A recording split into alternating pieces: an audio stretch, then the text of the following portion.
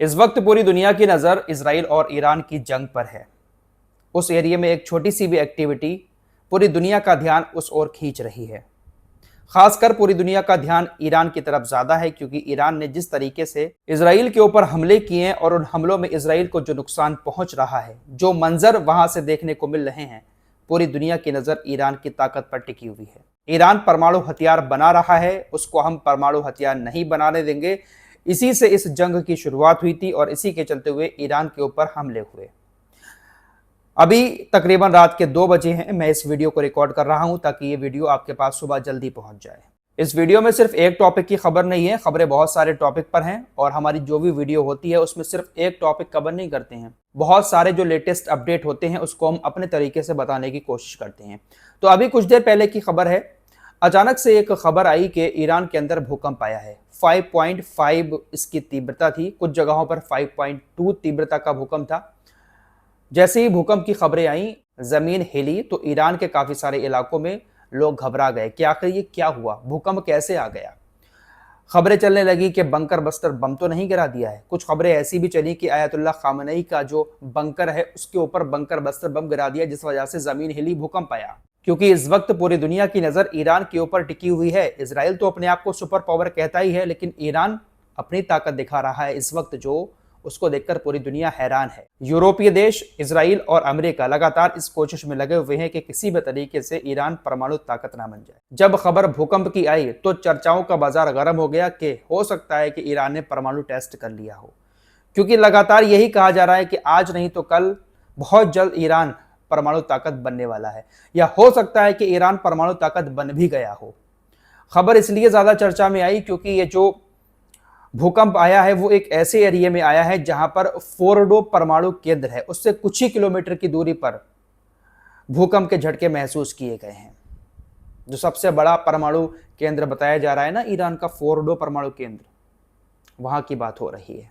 इसमें कोई दो राय नहीं है कि ईरान ने अपनी ताकत बहुत ज्यादा बढ़ा ली है। सब कुछ ईरान का अपना ही है, किसी दूसरे देश से ईरान नहीं लेता है। और जो कुछ भी है ईरान के पास ताकत, वो सब की सब अंडरग्राउंड है।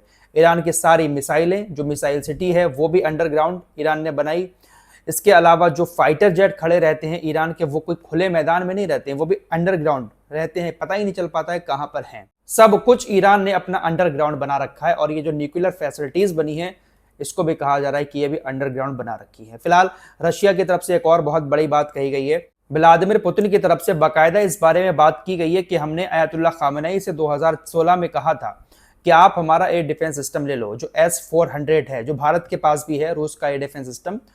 2016 में खरीदने को कहा था, लेकिन उस वक्त व्लादिमीर पुतिन की बात को अनदेखा कर दिया था। अगर हमारी बात मान लेते, पुतिन के मुताबिक कि खामेनेई अगर हमारी बात मान लेते, तो आज हमारा एयर डिफेंस सिस्टम उनके पास होता और वो इजराइल के हमलों को रोक रहा होता।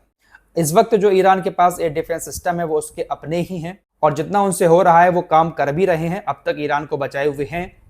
जब इजराइल का इतना ताकतवर एयर डिफेंस सिस्टम नहीं रोक पा रहा है हमलों को, तो फिर ईरान का एयर डिफेंस सिस्टम कैसे सभी हमलों को रोक सकता है। फिलहाल एक और खबर वॉल स्ट्रीट जर्नल ने आज छापी है कि इजराइल के पास अब अपने एरो 3 एयर डिफेंस सिस्टम को चलाने के लिए मिसाइलें नहीं बची हैं। ऐसे ही हमले अगर ईरान करता रहा तो सिर्फ 3 दिन और एरो एयर डिफेंस सिस्टम से इजराइल मिसाइलें छोड़ सकता है, इंटरसेप्ट करने वाली। इजराइल को बहुत बड़ा नुकसान हो रहा है, बहुत बड़ा नुकसान। और ये नुकसान इजराइल का अब और ज्यादा बढ़ने वाला है, क्योंकि आयतुल्लाह खामेनेई का सबसे ताकतवर शख्स सामने आ चुका है। आपकी स्क्रीन पर ये जो शख्स दिखाई दे रहा है, ये अली शमखानी है, और ये आयतुल्लाह खामेनेई का सबसे करीबी है। ईरान का परमाणु मास्टरमाइंड है। जो कुछ भी चल रहा है ईरान के अंदर परमाणु हथियार को लेकर, कान में आकर जो कोई बात बताता है आयतुल्लाह खामेनेई के न्यूक्लियर प्रोग्राम से जुड़ी, वो यही शख्स है। और ईरान अगर परमाणु हथियार बना रहा है तो उसका मास्टरमाइंड इसी शख्स को कहा जाता है। सबसे करीबी शख्स यही माना जाता है आयतुल्लाह खामेनेई का। इसको लेकर खबरें चली कि इनको मार दिया गया है, लेकिन अचानक से एक बार फिर से ये दुनिया के सामने आ गए। इनकी मौत की खबर सुनते ही ईरान का हर एक बंदा बहुत ज्यादा परेशान हो रहा था। खबरें चल रही थी कि मोसाद के एजेंट ने एक खुफिया मिशन चलाकर इनको मार दिया है, लेकिन अचानक से 5 दिन के बाद ये सामने आ जाते हैं। 5 दिन की चुप्पी के बाद अचानक से फारसी न्यूज चैनल पर अली शखमानी का एक बयान चलाया गया। अली शखमानी ने अपने बयान में कहा कि मैं जख्मी हूं लेकिन अभी जिंदा हूं। इजरायली स्ट्राइक में मैं घायल हुआ हूं लेकिन खत्म नहीं हुआ हूं। बयान के साथ अली शखमानी का एक वीडियो भी दिखाया जा रहा था जो धुंधला था। ऐसा महसूस हो रहा था कि वो ठीक से बैठ भी नहीं पा रहे हैं, लेकिन उनकी आवाज़ जो थी उसमें साफ झलक रहा था कि परमाणु ताकत ईरान बनकर रहेगा। उन्होंने कहा कि मैं जख्मी ज़रूर हुआ हूं लेकिन अभी मरा नहीं हूं, अभी मैं जिंदा हूं। दोस्तों, अली शखमानी का जिंदा बचना ये ब्रेकिंग न्यूज़ नहीं है, बल्कि अली शखमानी वो शख्स है जिसके भरोसे ही ईरान अपने परमाणु प्रोग्राम को आगे बढ़ा रहा है। सबसे बड़ा सलाहकार आयतुल्लाह खामेनी को इनको माना जाता है। शखमानी का जिंदा होना इसराइल के लिए कहीं ना कहीं एक झटका है और अब इसराइल पूरी कोशिश करेगा कि शखमानी जहां पर भी हैं, जहां पर भी उनका इलाज चल रहा है, उनको वहां पर टारगेट किया जाए। लेकिन उनकी कोई खबर नहीं है कि वो कहां पर हैं। खबरें ऐसी आ रही हैं कि एक अंडरग्राउंड अस्पताल बना दिया गया है और उसी में उनका इलाज चल रहा है। लेकिन ये मोसाद है और ये पूरी कोशिश करेगा पता लगाने की और उसके बाद उनको एक बार फिर से टारगेट करने की कोशिश करेगा। फिलहाल कल एक और खबर आई कि इसराइल ने एक और परमाणु वैज्ञानिक को, जो ईरान की न्यूक्लियर फैसिलिटी से जुड़ा हुआ था, उसको मार दिया। दोस्तों, ये जंग का दौर है, दोनों देशों में अभी भी सीज फायर नहीं हुआ है, कोई सुलह नहीं हुई है, इसलिए जिसका जैसे भी मौका लग रहा है वो हमले कर रहा है। इसराइल भी ईरान के ऊपर जब मौका लगता है हमले कर देता है और ईरान भी उधर से कुछ ना कुछ मिसाइलें छोड़कर इसराइल को तबाह कर रहा है। कल भी खबर आई कि हाइफा पर एक बार फिर से ईरान की मिसाइलों ने हमला किया है और उसमें 23 लोग गंभीर रूप से घायल हो गए हैं और हाइफा को नुकसान भी हुआ है। दोस्तों, इसको हम जंग कह सकते हैं। इसराइल जो गाजा के साथ कर रहा था वो जंग नहीं थी, वो एक तरफा लड़ाई थी, एक तरफा हमले थे। लेकिन जंग ये है जहां पर अगर इसराइल हमले कर रहा है तो पलटवार करते हुए ईरान भी हमले कर रहा है। अब आया ऊंट सही पहाड़ के नीचे।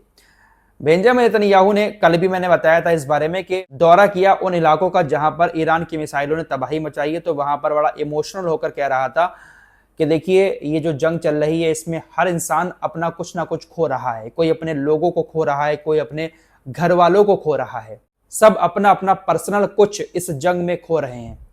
देखिए, मेरे बेटे की शादी खत्म हो गई इस जंग की वजह से, जिसकी वजह से मैं और मेरी बीबी सारा नेतन्याहू काफी उदास हैं।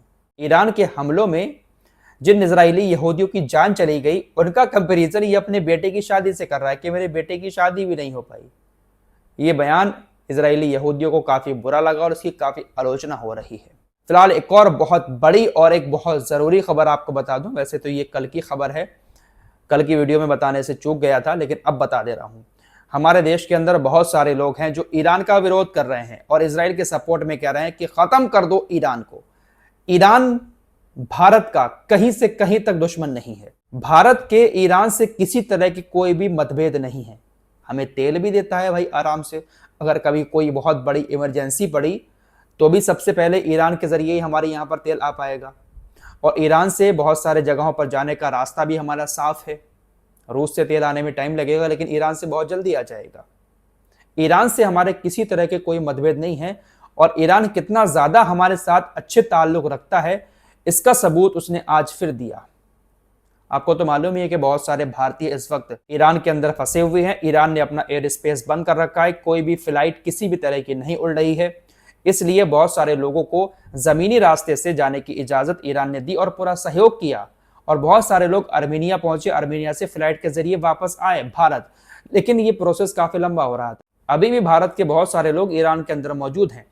तो अब ईरान ने भारत के लोगों के लिए, खास तौर से भारत के लोगों के लिए, इस बात की इजाजत दे दी कि वो अपने एयर स्पेस को खोल रहा है। ईरान से अब भारतीय फ्लाइट के जरिए डायरेक्ट दिल्ली आ सकते हैं। ये बहुत बड़ी बात है दोस्तों। इस जंग के दौर में ईरान अगर अपना एयर स्पेस हमारे लोगों के लिए खोल रहा है तो इससे आप अंदाजा लगा सकते हैं हमारे भारत के और ईरान के रिश्ते कितने मजबूत है। लेकिन यहाँ के कुछ लोगों के दिमाग में ऐसी खुराफात भरी हुई है कि बस पूरा दिन वो बैठकर ट्विटर पर उल्टी सीधी बातें करते रहते हैं। फिलहाल कुल मिलाकर बात यह है कि इजराइल ईरान के हमलों को रोकने में पूरी तरीके से अब नाकाम हो रहा है। खबर ऐसी भी आ रही है कि अमेरिका कुछ और third air defence system Israel को दे सकता है। फिलहाल डोनाल्ड ट्रंप बातें तो बहुत बड़ी बड़ी कर रहे हैं, लेकिन डायरेक्ट जंग में भी अमेरिका नहीं कूदना चाहता है। देखते हैं कि आज क्या रहता है। कुछ और लेटेस्ट अपडेट के साथ फिर हाजिर होऊंगा। अपना ख्याल रखिएगा। अल्लाह हाफिज।